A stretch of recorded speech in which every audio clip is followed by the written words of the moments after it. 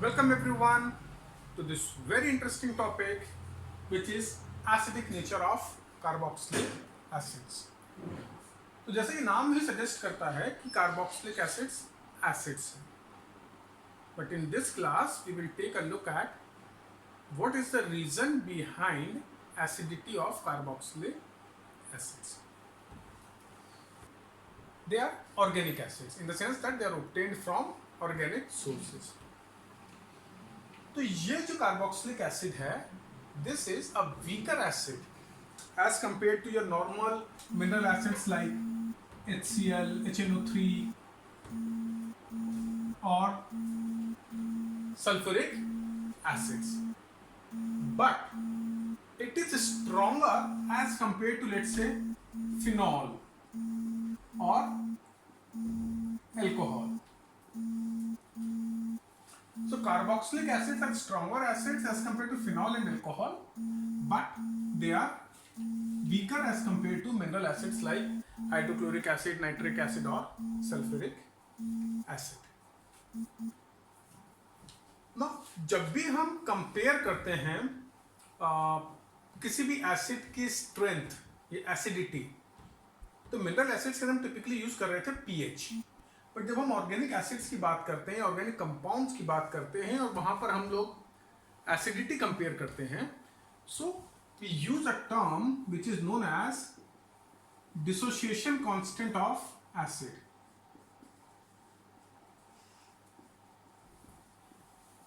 और जिसको हम डिनोट करते हैं पी के ए से. तो हम किसी भी ऑर्गेनिक एसिड या ऑर्गेनिक कंपाउंड की एसिडिटी को टिपिकली कंपेयर करते हैं विथ डिसोसिएशन कांस्टेंट.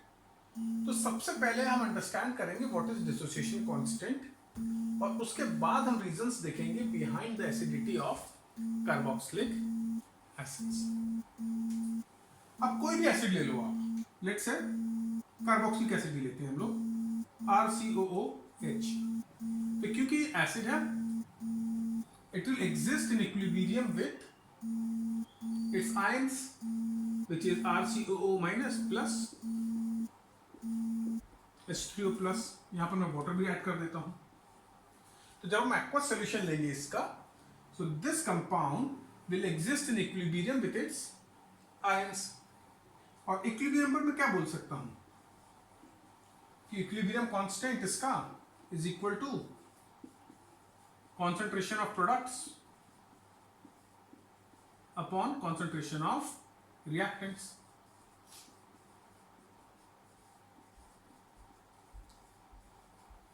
ठीक है. अब वाटर का कॉन्सेंट्रेशन कितना रहेगा? वाटर एक प्योर सब्सटेंस है, किसी चीज का सॉल्यूशन नहीं है. मतलब जब मैं वाटर ले रहा हूं तो प्योर लिक्विड है, तो उसका कॉन्सेंट्रेशन तो हमेशा सेम रहेगा, राइट? किसी एक्वस सॉल्यूशन का कॉन्सेंट्रेशन चेंज हो सकता है कि भैया मानो मैंने RCOOH का सोल्यूशन लिया वाटर में, तो जब RCOOH डिसोशिएट हो जाएगा तो उसकी क्वांटिटी वाटर में कम होती चली जाएगी, तो इसलिए उसका कॉन्सेंट्रेशन चेंज होगा. बट वाटर एक प्योर लिक्विड है और किसी भी प्योर लिक्विड का कॉन्सेंट्रेशन कभी भी चेंज नहीं होता है. तो इसको हम लिख सकते हैं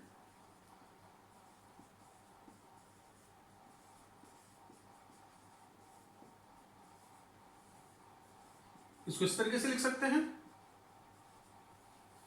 तो ये जो टर्म है इसी को हम बोलते हैं dissociation constant of an acid. An equilibrium constant is same as dissociation constant of an acid. तो ऑब्वियस है कि अगर मेरा एक एसिड है जो ज्यादा डिसोशिएट होता है, अगर ज्यादा डिसोशिएट होगा तो क्या होगा? अगर मेरा ये RCOOH है, अगर इसका डिसोसिएशन ज्यादा हो जाएगा तो क्या होगा? इसका कॉन्सेंट्रेशन बढ़ जाएगा, इसका कॉन्सेंट्रेशन बढ़ जाएगा और इसका कॉन्सेंट्रेशन कम हो जाएगा, राइट? जब ये डिसोशिएट हो, ज्यादा डिसोशिएट होगा तो मेरे को ज्यादा आयंस मिलेंगे इसके, ज्यादा आयंस मिलेंगे इसके, और इसकी क्वांटिटी कम हो जाएगी. यही होगा ना? क्लियर है? तो अगर ऐसा होता है तो मेरा न्यूमरेटर बढ़ जाएगा, डिनोमिनेटर कम हो जाएगा, ओवरऑल मेरा Ka बढ़ जाएगा. So which basically means as percentage dissociation of an acid increases, it implies dissociation constant also increases. और जब percentage dissociation of acid decrease होगा तो Ka की वैल्यू डिक्रीज हो जाएगी। क्लियर इतना? और हमें पता है कि जितना ज्यादा एसिड डिसोशिएट होगा उतना स्ट्रॉन्ग एसिड होता है, राइट? भाई स्ट्रॉन्ग एसिड क्या होता है? One which dissociates to a large extent. तो इसका मतलब है जितना ज्यादा Ka उतना ज्यादा स्ट्रॉन्ग एसिड, राइट? तो ये क्लियर हो गया हमें कि स्ट्रेंथ ऑफ एन एसिड या acidity is directly proportional to dissociation constant. ठीक? तो अगर strength of acid is directly proportional to dissociation constant, इसमें कोई दिक्कत नहीं है, राइट? अब हम देखते हैं कि pKa क्या होता है, डिसोसिएशन कांस्टेंट क्या होता है। Now, dissociation constant pKa is defined as negative log of Ka. Negative of log of Ka. तो इसका मतलब है कि जैसे जैसे मेरे Ka की वैल्यू बढ़ेगी मेरे log Ka की वैल्यू बढ़ेगी, और जितना ज्यादा ये वैल्यू बढ़ेगी उतना ज्यादा ये नेगेटिव होता जाएगा, क्योंकि ये नेगेटिव साइन है इधर पे। ठीक है ना? देखो Ka की वैल्यू बढ़ी मतलब log Ka की वैल्यू बढ़ी, मतलब ये और ज़्यादा नेगेटिव हो गया, यानी pKa और ज़्यादा नेगेटिव हो गया। ठीक है? तो इसका मतलब है कि pKa is inversely proportional to Ka। तो इससे हम ये बोल सकते हैं कि strength of acid is inversely proportional to pKa। मतलब जितनी ज्यादा pKa उतना वीक एसिड, और जितना कम pKa उतना स्ट्रॉन्ग एसिड।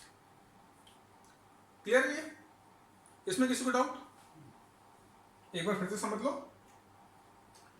हम किसी भी एसिड की स्ट्रेंथ उसके डिसोसिएशन कांस्टेंट के टर्म में एक्सप्रेस कर सकते हैं in terms of pKa। Now dissociation constant basically तुम्हारा Ka होता है और ये pKa। तो pKa कुछ नहीं है but negative of log of Ka। यहां पर अगर हम देखें तो जैसे जैसे डिसोसिएशन बढ़ेगा ये Ka की वैल्यू बढ़ेगी, और जितना ज्यादा एसिड डिसोशिएट होता है उतना स्ट्रॉन्ग एसिड होता है। तो strength of acid is directly proportional to Ka। Now pKa dissociation constant, pKa log of dissociation constant is equal to minus of log Ka। तो जैसे जैसे Ka बढ़ेगा pKa की वैल्यू कम होगी, which implies pKa is inversely proportional to Ka, or in other words strength of acid is inversely proportional to P of Ka। तो इसका मतलब है अगर हमें तीन एसिड्स दिए हुए हैं जिनकी pKa वैल्यू लेट्स से 0.25, 1, 4, तो उसमें ये स्ट्रॉन्गेस्ट एसिड होगा and this will be the weakest acid. Clear इतना? तो ये चीज आप नोट कर लो, इस चीज को दिमाग में रखो कि ना केवल इस चैप्टर में बल्कि आगे वाले चैप्टर्स में भी इसका हम यूज करेंगे। अमाइंस पढ़ोगे जब, जनरली ऑर्गेनिक केमिस्ट्री में जब भी तुम्हें किसी भी चीज की एसिडिटी कंपेयर करने को आती है तो मोस्ट प्रोबेबली वैल्यू तुम्हें pKa की दे रखी होगी। तो उसको नोट कर लो और फिर आगे बढ़ते हैं। एक चीज याद रखना कि डिसोसिएशन कांस्टेंट Ka होता है, यहां पर मैंने लिख दिया है dissociation constant of an acid. Dissociation constant of acid actually होता है तुम्हारा Ka, बट हम स्ट्रेंथ ऑफ एसिड मेजर करते हैं in terms of pKa which is equal to minus of log K। तो कंफ्यूज मत होना, ये डिसोसिएशन कांस्टेंट नहीं है, डिसोसिएशन कांस्टेंट ये चीज।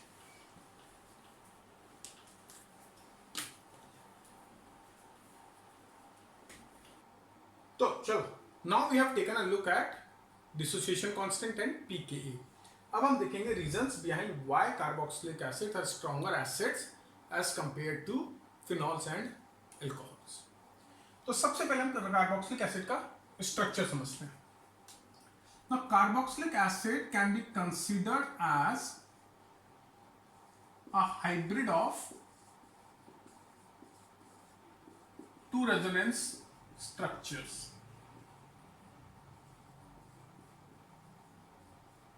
और ये दो क्या है?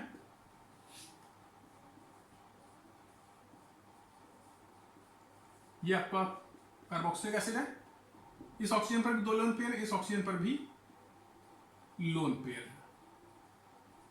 So what can happen is, ये अपने लोन पेयर इधर दे दे और इधर के पाई इलेक्ट्रॉन इधर शिफ्ट हो जाए. ठीक है ना.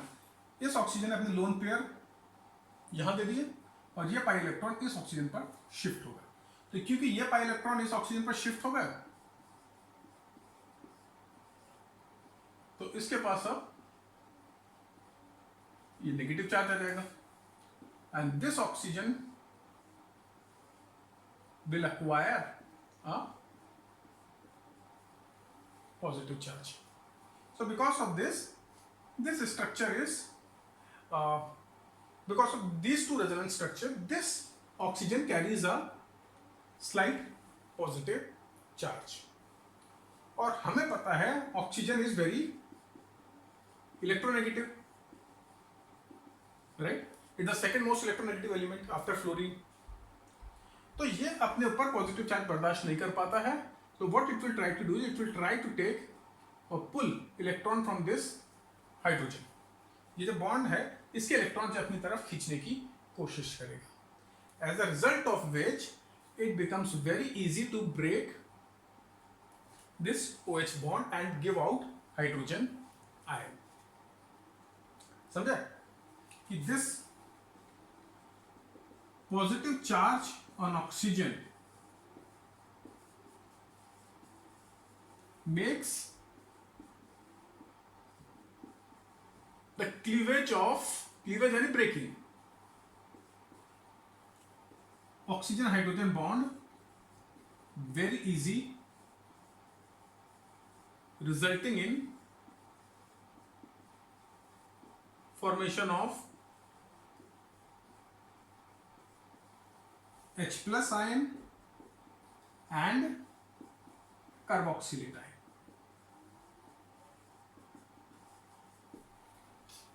तो ये पहला रीजन है कि why carboxylic acids are acidic. Ionisation क्यों हो रहा है? इसलिए हो रहा है इसने अपने लोन पेयर यहां पर दे दिए, ये पाई इलेक्ट्रॉन इस ऑक्सीजन पर शिफ्ट हो गए, इसके कारण इस ऑक्सीजन एटम पर नेगेटिव चार्ज आ गया, इस ऑक्सीजन एटम पर पॉजिटिव चार्ज आ गया. ऑक्सीजन बहुत इलेक्ट्रोनेगेटिव है, वो अपने ऊपर पॉजिटिव चार्ज बर्दाश्त नहीं कर पाता, तो ये इलेक्ट्रॉन हाइड्रोजन से पुल कर लेता है and hydrogen goes out as hydrogen ion. And this is the reason why breaking this bond is very easy या रिलेटिवली इजी. तो ये पहला रीजन है. और दूसरा reason is stability of carboxylate ion which is formed.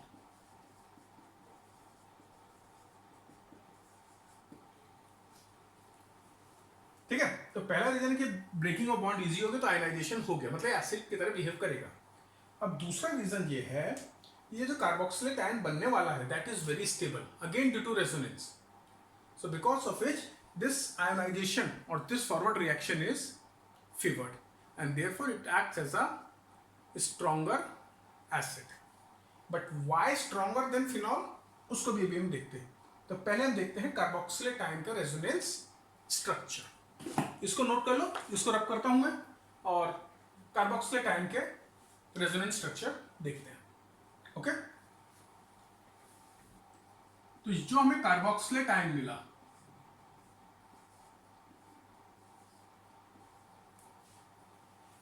ये है. अब इसमें क्या हो सकता है?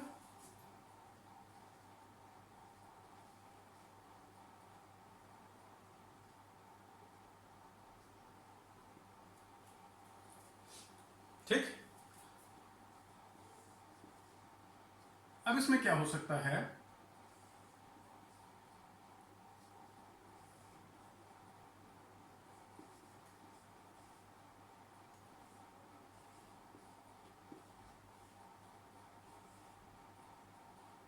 these two resonance structures are possible. So as a result of which ये जो नेगेटिव चार्ज है, ये जो नेगेटिव चार्ज है, that is delocalized over two oxygen atom which are both very electronegative.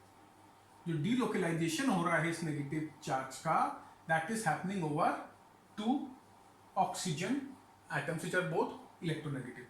तो इस स्ट्रक्चर को मैं कुछ इस तरीके से दिखा सकता हूं.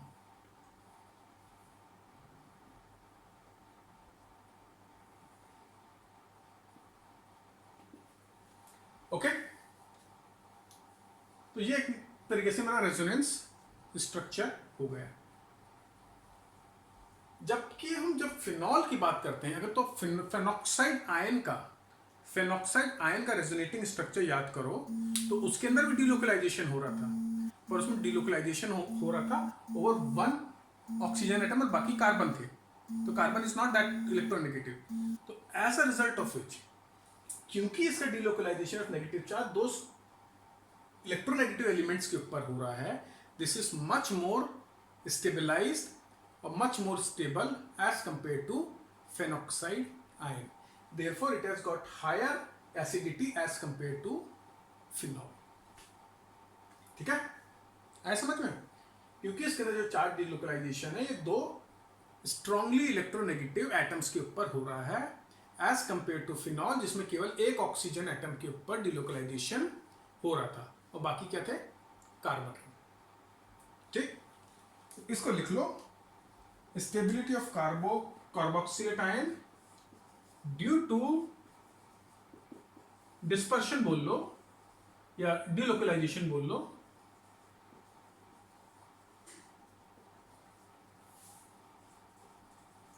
Negative charge over two strongly electronegative atoms.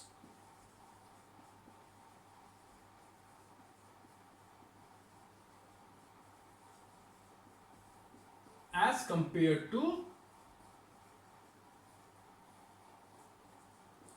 delocalization over one oxygen atom in case of phenoxide ion.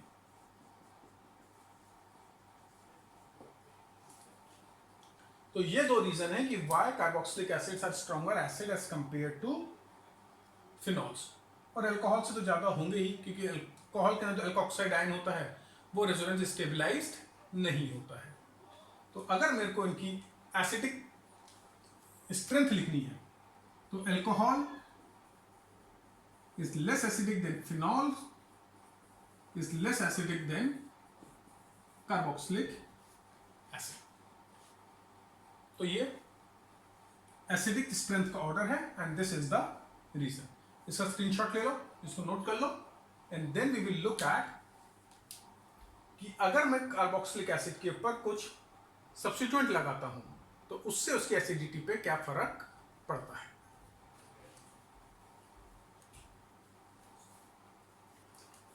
So now we will take a look at effect of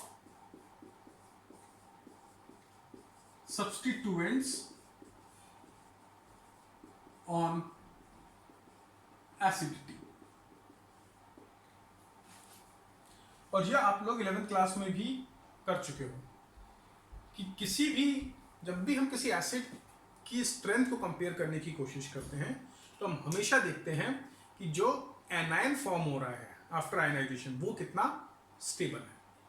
और हमने ये भी पढ़ा है कि जितना ज़्यादा उसके ऊपर नेगेटिव चार्ज डिस्पर्स्ड होगा, डिलोकलाइज्ड हो जाएगा, उतना ज़्यादा वो स्टेबल होगा. राइट, ठीक है ना.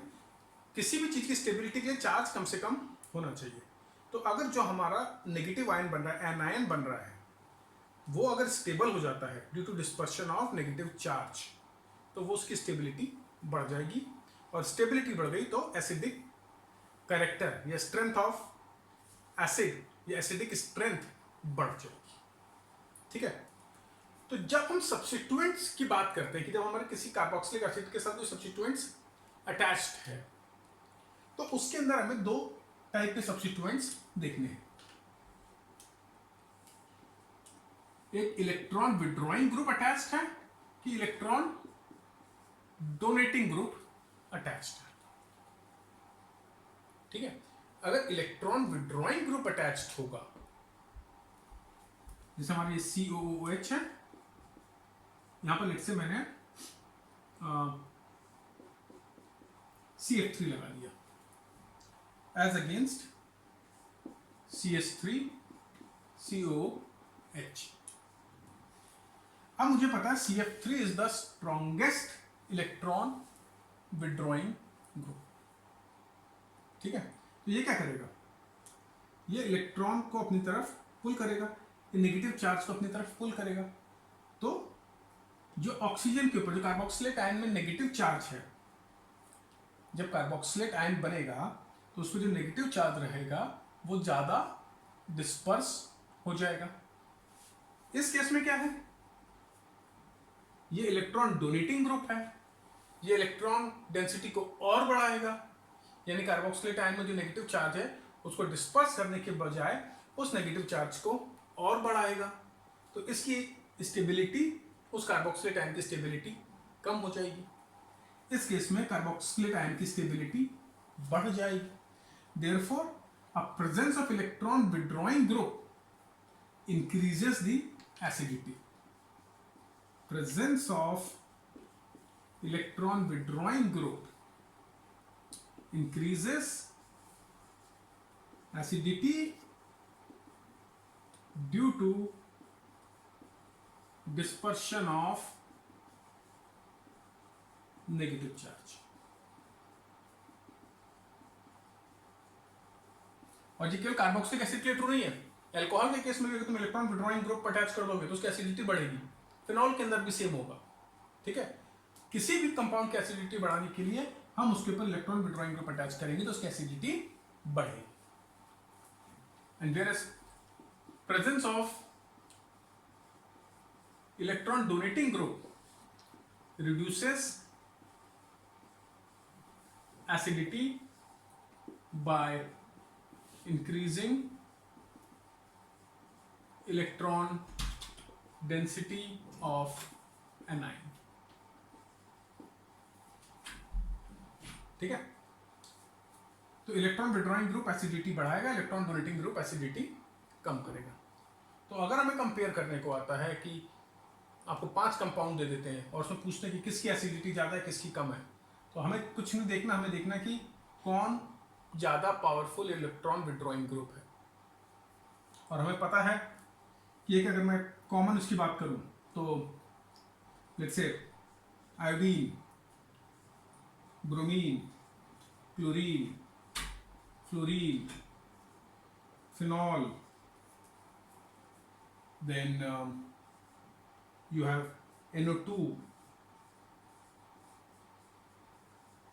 CF3, CN।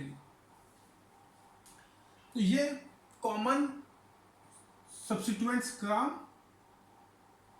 Electron withdrawing nature है। Most strongest electron withdrawing group CF3 followed by NO2, CN, F, Cl, Br, I, phenol. तो ऑब्वियस है कि CF3COOH की एसिडिटी ज्यादा होगी as compare to let's say PHCOOH। ठीक है, या NO2COOH की एसिडिटी ज्यादा होगी as compare to let's say FCOOH। और जब हम इलेक्ट्रॉन डोनेटिंग ग्रुप की बात करते हैं तो जितना बड़ा तुम्हारा अल्काइल ग्रुप उतना ज्यादा इलेक्ट्रॉन डोनेटिंग नेचर होगा। CH3 का कम होगा, उससे ज्यादा C2H5 का होगा, उससे ज्यादा let's say CH3 whole twice का होगा, उससे ज्यादा CCH3 होल थ्राइस का होगा, दिस वे। तो अगर मैं कंपेयर करता हूं let's say acidity of CH3COOH will be more acidic than C2H5COOH, will be more acidic than let's say C3H7COOH। जितना बड़ा अल्काइल ग्रुप उतना ज्यादा इलेक्ट्रॉन डोनेटिंग नेचर, उतना वीक एसिड। ठीक है, इस केस में लिख सकते हैं CF3COOH will be more acidic than let's say FCOOH will be more acidic than let's say ClCOOH, so on and so forth. तो क्लियर है इम्पैक्ट ऑफ ये effect of substituent on acidity. Electron withdrawing group will increase acidity due to dispersion of negative charge. Electron donating group will reduce acidity by increasing electron density on anion. जितना बड़ा alkyl group उतना ज्यादा electron donating nature, और इस case में ये आपकी order है ऑफ इलेक्ट्रॉन विड्रॉइंग नेचर। तो इसको नोट कर लो, इसके बेस पर कोई भी क्वेश्चन आता है, बोर्ड एग्जाम में आता है, कॉम्पिटिटिव एग्जाम में आता है, you should be able to solve it easily. Okay, main point है क्या हमारा चार्ज डिस्पर्स हो रहा है। अगर हमारा एनायन पे चार्ज डिस्पर्स हो रहा होगा तो ज्यादा स्टेबल हो जाएगा, एसिडिक कैरेक्टर बढ़ जाएगा। ओके, इसको नोट करो।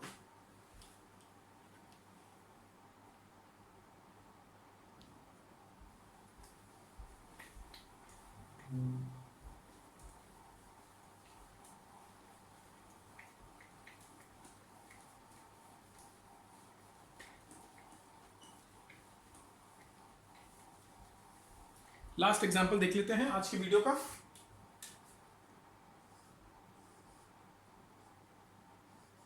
Let's say you have this aromatic compounds COOH, COOH, NO2,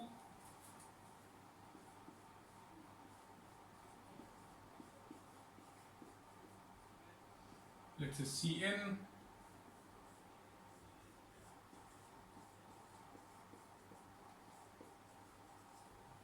ये चारों कंपाउंड है। इसमें तुमसे पूछता है कि arrange them in order of increasing acidity. तो क्या करना है, अगेन हमें जो सब्स्टिट्यूएंट्स हैं उनकी नेचर देखना है कि कितना स्ट्रॉन्ग इलेक्ट्रॉन विड्रॉइंग ग्रुप है या कितना स्ट्रॉन्ग इलेक्ट्रॉन डोनेटिंग ग्रुप है। अब मुझे पता है सबसे ज्यादा स्ट्रॉन्ग इन सब में this is the strongest electron withdrawing group, so this will be most acidic. तो मैं नंबर 1 2 3 4, तो this will be most acidic. उसके बाद CN, CS3 is actually electron donating group, तो ये एसिडिटी कम करेगा एज कंपेयर टू COOH। तो वीकेस्ट एसिड हो जाएगा तुम्हारा 4, is less than 1, is less than 2, sorry, is less than 3, is less than, तो ये ऑर्डर हो जाएगा order of increasing acidity. Clear है? तो क्लियर है सबका कॉन्सेप्ट कि सब्स्टिट्यूएंट का क्या इंपैक्ट होता है एसिडिटी के ऊपर। ठीक, तो आज की क्लास में, आज की वीडियो में हम केवल इतना ही कवर करेंगे। आई होप आपको समझ में आ गया होगा कि कार्बोक्सिलिक एसिड का एसिडिक नेचर क्यों है, क्यों वो अल्कोहल से ज्यादा एसिडिक है, क्यों वो फिनॉल से ज्यादा एसिडिक है, क्या इफेक्ट हो रहा है सब्स्टिट्यूएंट का एसिडिटी के ऊपर, और डिसोसिएशन कांस्टेंट क्या होता है ऑफ एन एसिड, और pKa वैल्यू क्या होती है, कि किस तरीके से हमने इनिशियली डिस्कस किया कि pKa value is inversely proportional to strength of acid, मतलब जितनी ज्यादा pKa वैल्यू उतना वीक एसिड। तो इन चीजों को ध्यान में रखो, और नेक्स्ट क्लास के अंदर हम लोग केमिकल प्रॉपर्टीज देखेंगे एसिड्स की, जिसके अंदर सबसे पहले एसिडिक बिहेवियर वाले केमिकल रिएक्शंस देखेंगे, and after that we will look at other chemical reactions. So guys, keep studying and we will meet soon with the next video on carboxylic acid. So till then, goodbye.